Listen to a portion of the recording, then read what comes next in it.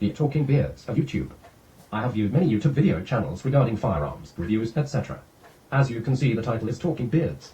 I come to see a common theme among those who basically try to pass themselves as qualified to speak on the things that they do while at the same time making stuff up and offering little to no use to. An advice for the average person wanting to know how to get into the shooting sport. In fact, I'd say that these rather tactically obsessed people have done more damage to the firearms industry than good. Let me explain. A few key ways on how to generally identify a talking beard. 1. A claim of Military Law Enforcement Association. 2. A reverence for 9mm polymer-framed pistols. 3. The denouncing of 1911s and revolvers in general. 4. A lack of transparency in the target shooting in videos. 5.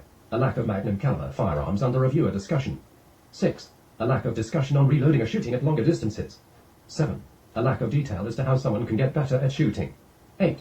The promotion of gimmicky products, particularly sights. 9. The failure to reply to criticism in a manner that isn't inherently fallacious. 10. The promotion of prepping their imaginary scenarios, aka the hero mentality. Now that I have listed some of the key areas in which the typical talking beard excels, I will go over each of these criteria in a little more detail. Then I will go over a few popular channels that I have frequently viewed and assign them a rating. Every channel I rate will get a score of 0 to 100. Each criterion is worth up to 10 points. 10 points will represent an unquestionable representation of what is listed. A 0 score being the opposite and a 5 score being undecided, not really one or the other. As in not effectively taking issue or taking action against other talking beards, which represents conformity. Which is still pretty bad, as it can be considered implicit support. Point number 1, a claim of Military Law Enforcement Association. Typically the talking beards of YouTube sport some sort of affiliation with military law enforcement. This can be from the extent of actually claiming to be in either of those groups to talking about people they know in either of those groups, or speaking as if either of those groups were an authority on anything. I've already addressed the side of the issue regarding those kinds of backgrounds, even if the membership were proven true, in my military motto videos. If you haven't reviewed the 2-part series, please take the time to watch it now. I may provide an annotation here. Point number 2, a reverence for 9mm polymer-framed pistols. The average talking beard will reference not just polymer 109s in general, but specifically the Gen 3 Glock 19 in 9mm is the perfect selection for any shooter. At the same time, they'll justify the lighter weight of polymer pistols as if a few ounces less was a big enough line to draw to prevent someone from actually using a handgun to defend themselves. Not just that, but they'll champion the capacity of the 9mm over other calibers, specifically .45 auto. The true talking beards of the world will basically tell you that 9mm is equal to the .45 auto. At no point will they entertain the idea of only needing 7 shots or less in a gunfight. At no point will they go over how long it typically takes for someone to draw a point, aim and shoot at multiple targets should those targets continue to advance. At which point having more than 7 rounds in your magazine could prove fatal, and not just for your attackers. It takes roughly at least 1 second to draw at least 1/3 of a second for each shot after that, assuming they're relatively aimed. So for a person who is pretty quick, we're looking at around probably roughly 4 seconds to send 7 + 1 rounds downrange. Even in a canned scenario to attackers, that's treading a thin line of having just enough or too much ammo left in your gun should they get a hold of it. With respect to 3 attackers, it's still doable, but then again, if the many people are pissed off at you, then you're one of 3 things. A cop, a gangbanger, or a douchebag. Pick one and ask yourself where your situational awareness was in the meantime. You really don't need 15 + 1 rounds. Is the talking beards of the world speak of imaginary scenarios quite often, and that's simply not a reality most of the time, nor is it necessarily practical unless you'll know you'll miss. In which case you shouldn't be carrying a gun at all, because everything at 7 yards is a huge target. As for the Glock 19, a specific talking point here with respect to most talking beards out there, I'm going to outline some reasons as to why it's a poor suggestion for new shooters or even experienced shooters. The Glock 19 is the perfect gun for the person with no intent on getting better at shooting or anything respectable in a shooting sport. I know this sounds harsh, but you will have to hear me out on this. What's the huge problem with Glock as a brand of the Glock 19 as a first handgun? Without going into too much detail, I'm going to start out by saying that if you're a new shooter and you really do intend on getting better at shooting, there's no sense on buying a Glock for several reasons. Many of these talking beards say that it's good to go out of the box. But in comparison to other brands that actually ship a target of expected grouping, we don't find that kind of quality coming from Glock. Nor do we see a full line of firearms from Glock. So what does that mean? It means that since Glock lagged development over the last several decades, we find that the barrels aren't intended to shoot lead bullets, something that can reduce your costs. We find complaints about the stock sights. We find that the trigger isn't as good as other guns that actually are made by firearms manufacturers that make a full line of firearms. In order to bring a Glock up to a respectable standard, you're automatically looking at a bare minimum additional investment of roughly $500. That is what makes the suggestions so deplorable. And ultimately, if you'd to plan on shooting a significant amount, you don't really have much choice because the bulk of your costs will eventually be ammo anyway. So buying the cheapest possible gun isn't a good answer at all. If you think 2,000 rounds of 9mm are going to make all the difference in the world in your shooting, you'd probably be wrong. Even if you counted each round shot in a minute each, that's a total of 2,000 minutes at the range of perhaps 33 hours of shooting. But given the training regime these talking beards reference, build drills, etc., it's bound to be easily 1/10 of the time. More like about 3 hours of shooting, if not significantly less than that. But like I said, buying a Glock is a setback for someone really wishing to seriously get into the sport of shooting. Because if you're not interested in getting proficient with your handgun, what are you doing buying one? This topic alone could be its own video, by the way. As for polymer-framed pistols in general, even though we saw the seals go from the polymer-framed HK MK23 and MK24 in .45 auto over approximately 2 decades to the new aluminum-framed Sigma Chapter 25 in 9mm, we still observe totally ignorant comments from talking beards about how polymer pistols are what the future holds. It's amusing to say the least, but sadly enough, many people believe it when those talking beards say that. Why?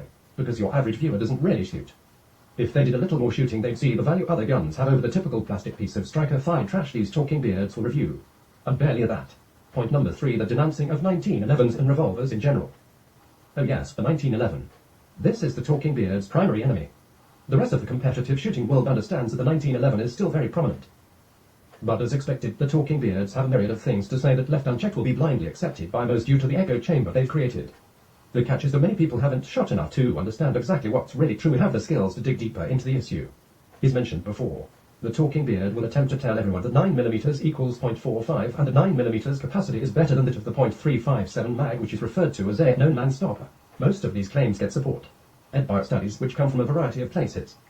Many studies, when simply looked up on Wikipedia, confirmed that the data gathered for many different tests weren't done in a correct manner with respect to the scientific method, therefore being unscientific. Others mention a book written by Dr. Vincent Di Maio that referenced unpublished studies in a footnote which tried to assert that caliber had nothing to do with stopping power, but rather penetration alone. Needless to say, those 100 case studies certainly wouldn't begin to form a statistical model for any such hypothesis in the first place, as it's unclear which calibers were involved or if they air or handgun calibers or rifle calibers. Nothing is known because it wasn't released, therefore it's unusable, it's bunk. It has no more credibility than some random hunter, even though the talking beard will assert that these FBI studies or standards are useful for reference, which is weak at best. On a final note to anything the government says or reports on with respect to the FBI's position or standards. Since when has the government always told you the absolute truth? These talking beard types tell you to listen to the FBI. The same FBI that found no criminal wrongdoing by Hillary Clinton. How ironic does it have to get? The government largely represent a group of non-shooters. There's no reason to believe the findings. I think we can leave this discussion here, as I don't even need to get into the permanent wound channels formed by Magnum rounds at .45 over 9mm. Likewise, you won't be shooting 15 plus 1 rounds at a single person, and if you do, you're a bad shot and you shouldn't be carrying a gun. Odds are that if you're ready to think you need 15 plus rounds, 9mm is an ordinary citizen to defend yourself at all times. You lack self-respect, not just as a shooter, and self-awareness, which loosely translates to you basically being a douchebag. Or a talking beard, should you ever choose to repeat their mantra. Those terms can almost be used interchangeably. As for 1911 capacity, they'd to make 1911s in 9mm now, but you'll rarely, if ever, hear any talking beard mention the or any of the high cap .45 caliber 1911s at all. It's probably because it would make the position on 9mm polymer pistols that much weaker. This is how afraid these talking beards are of just a little more information to the new shooter that might sway them away from the mass-marketed, inexpensive guns that are typically seen or reviewed though. And the channels. The truth of the matter is that there are many reliable guns, and those include 1911s as well. Typically, if a gun passes the $1,000 test, it will be reasonably reliable, and odds are if you paid less you made some concessions, whether you'd like to admit it or not. Gun channels where talking beards at present don't offer any sort of advice to that extent. No, they've figured it all out for you and you're supposed to unquestioningly accept what they say or walk away without objection. The other thing the talking beards will say is create your own content. Well, here I am again. The problem arises when people are still in the learning phase, being lied to by omission by these talking beards, and they keep listening anyway because they don't know any better, regardless of which caliber you ultimately select.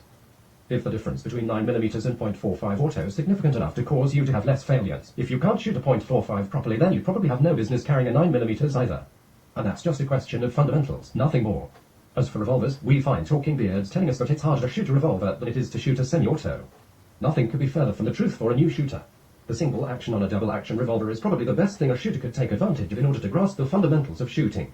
Moreover, learning how to shoot a double-action revolver quickly is likely to be more effective than the rate of learning how to shoot a gun with a lighter trigger pull.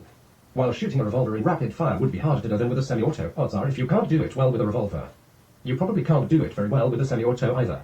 Once again, we're talking about fundamentals. The talking beards of the world also don't like talking about more modern designs of revolvers that get past the old speedloader issue and have greater capacity than the typical 5 or 6 shots. If a talking beard were to reveal the kind of information, it would weaken our already questionable positions regarding shooting and new shooters learning how to shoot. This is done on a regular basis, and if it truly isn't intentional, you simply have to admit you're listening to someone who is ignorant. I don't know which of the two, it's worse, lying or ignorance. And that's the kind of information you'll get from a talking beard. Accept that for what it is. It's even more insulting when talking beards bring up past instances where revolvers have encountered issues in the past that haven't recently been seen in modern high-quality revolvers with modern ammo. On a side note, they don't seem to have much appreciation for revolvers in any way other than backup guns. These talking beards are about as sophisticated as the lot, and that's a sad thing. Point number 4, a lack of transparency in the target shooting in videos. Such a common theme on YouTube is the tendency for many talking beards to not release any meaningful footage of the targets they shoot. The first crime is not shooting at paper targets or official targets, however sight in paper is excusable as it's rather exact. Only seconded by shooting only at metallic targets where it's difficult to tell exactly where each bullet hit and what they might have been pointing at to begin with. Another thing I have a problem with are gun channels that don't put the shooter and the target in the same frame. Some only show a side view and then later review the targets. To me that just seems a little dishonest. Other times gun reviewers may actually shoot at a half-decent range like 15 or 20 yards, but they'll shoot a bad target and then tell everyone that it was good. Which is really annoying to see, especially if they're resting the gun for each shot. I'd say that if there is a strong tendency for the YouTube channel to not release any target shot by any key person there unless it's under 5 yards. Odds are you're listening to a talking beard and should make a mental note that you're going to be hearing frequent lies and bias specifically regarding handguns. I don't know how else to put this, as many things shooting related aren't easily confirmed or denied by people who don't have the experience to verify what's being said much of the time. So the talking beards of the world don't shoot targets on video at any distance past 10 yards and let anyone see what happened because they know the reputation could literally be destroyed by it. And it would. I'd like to call this a convenient non-fallacy where absence of evidence of shooting while producing many shooting instructional videos for several years on YouTube is evidence of absence of shooting skill. There's a reason why these talking beards aren't dominating the competitive world. I'm guessing most of them can't even take their own advice and produce results. And I'd probably be right too. This should really be my first point, is so much of what people say can be confirmed with targets. I find it to be of no coincidence that so many channels simply don't shoot paper targets with high levels of video transparency.